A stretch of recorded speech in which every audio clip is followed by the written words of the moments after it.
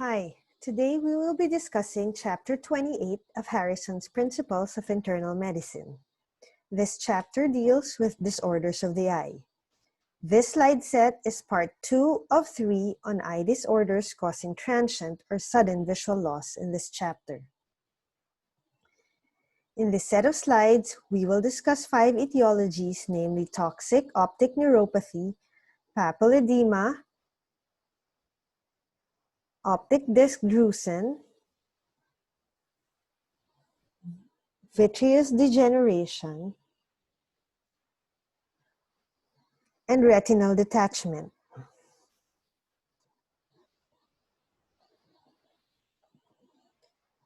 Toxic optic neuropathy can result in acute visual loss with bilateral optic disc swelling and cecocentral scotomas. Cases have been reported from exposure to ethambutol, methyl alcohol, ethylene glycol, or carbon monoxide, other chemicals or toxins, and deficiency states such as starvation, malabsorption, and alcoholism. In toxic optic neuropathy, visual loss also can develop gradually and produce optic neuropathy. Thiamine, vitamin B12, and folate levels should be checked in any patient with unexplained bilateral central scotomas and optic pallor.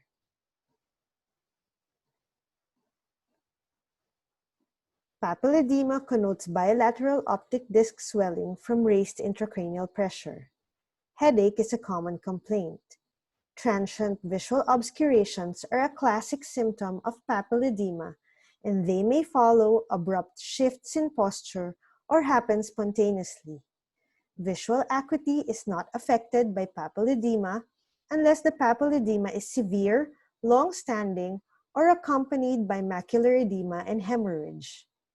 Visual field testing shows enlarged blind spots and peripheral constriction.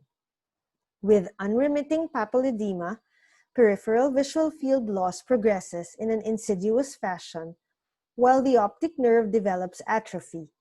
In this setting, reduction of optic disc swelling is an ominous sign of a dying nerve rather than an encouraging indication of resolving papilledema. Evaluation of papilledema requires neuroimaging to exclude an intracranial lesion. If neurologic studies are negative, the subarachnoid opening pressure should be measured in the lateral decubitus position by lumbar puncture.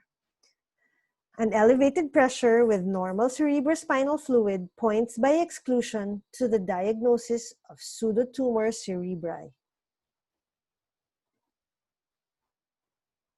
Optic disc drusen are refractile deposits within the substance of the optic nerve head. Their diagnosis is obvious when they are visible as glittering particles on the surface of the optic disc. However, in many patients, they are hidden beneath the surface, producing pseudopapilledema. When optic disc drusen are buried, B ultrasound is the most sensitive way to detect them.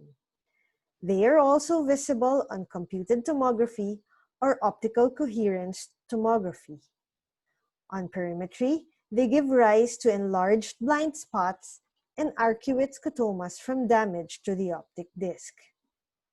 No treatment is available for this condition. Vitreous degeneration occurs in all individuals with advancing age, leading to visual symptoms. Opacities develop in the vitreous, casting annoying shadows on the retina.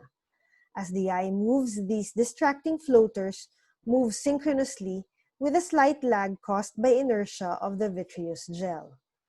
Vitreous traction on the retina causes mechanical stimulation, resulting in perception of flashing lights.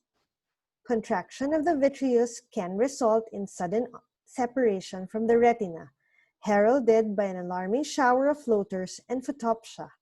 This process, known as vitreous detachment, is a common involutional event in the elderly. Retinal detachment produces symptoms of floaters, flashing lights, and a scotoma in the peripheral visual field corresponding to the detachment. If the detachment includes the fovea, there is an afferent pupil defect and the visual acuity is reduced. In most eyes, retinal detachment starts with a hole, flap, or tear in the peripheral retina called rhegmatogenous retinal detachment. Patients with peripheral retinal thinning or lattice degeneration are particularly vulnerable to this process. Patients with a history of myopia, trauma, or prior cataract extraction are at greatest risk for retinal detachment. This ends part 2 of the slide set for transient or sudden visual loss. Next set of slides will deal with 4 more eye disorders that cause transient or sudden visual loss.